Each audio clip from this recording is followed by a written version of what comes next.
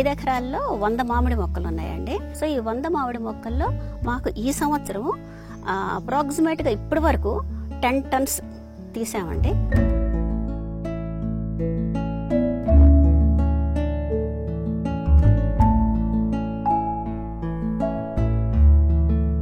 మొత్తం 50 ఎకరాలు ప్రకృతి వ్యవసాయం చేస్తాము.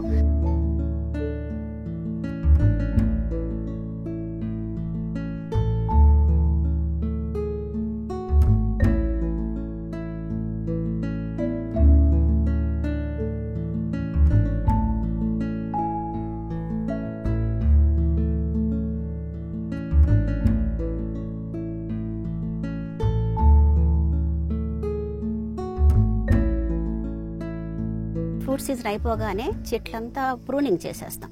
ప్రూన్ చేసిన తర్వాత పొలం దున్నేసేసి మొత్తం ఎంత ఎక్స్టెండ్ ఉంటే ఫుల్గా PMDS చేసేస్తాం. 18 వెరైటీస్ అవుతాయి ఆల్మోస్ట్. అన్ని కలిపి చల్లేస్తాం అనమాట. వర్షం పడితే అవి బాగా మొలుస్తాయి అనమాట. PMDS వల్ల 3 లాభాలు. 1 మాకు మల్చింగ్ అయిపోద్ది, లైవ్ మల్చింగ్.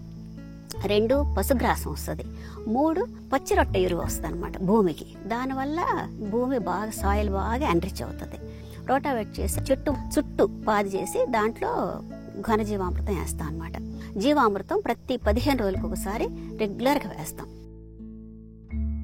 నేను పొలం కొన్నప్పుడు రాయిలాగా ఉండేదండి. ఇది ఎట్లా అంటే నీళ్లు పడితే పొర్లిపోయాయి అనమాట. ప్రకృతి వ్యవసాయ విధానము ఈ PMDS వల్ల ఎంత సాయిల్ పోరస్ అయిందంటే ఒక చుక్క నీళ్లు పడినా ఇంకిపోతుంది.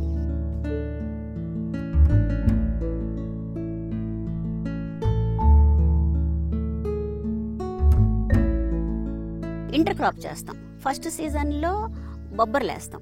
బొబ్బర్లు తీసిన తర్వాత శనగేస్తాం. శనగ తీసిన తర్వాత వేరుశనగేస్తాం. ఇట్లా 3 సీజన్స్ యూజ్ చేస్తాం. దాంట్లో ఇంటర్ క్రాప్ మల్టీ క్రాప్ సిస్టంలో అన్నీ వేస్తాం కాబట్టి అది 1 మల్చింగ్ అవుతుంది, మాకు ప్రోడక్ట్ వస్తుంది, ప్లస్ సాయిల్కి ఎన్రిచ్ అవుతుంది. దీనివల్ల మామిడి చెట్టుకి బలం.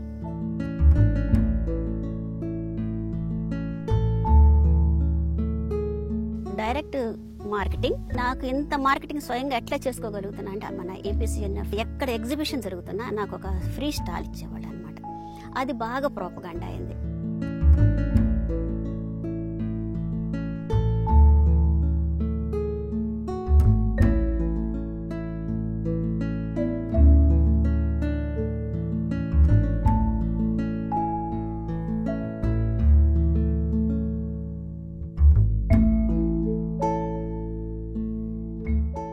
ఈ సిస్టమ్ ఫాలో చేస్తానే ఉంటాం ప్రతి సంవత్సరం.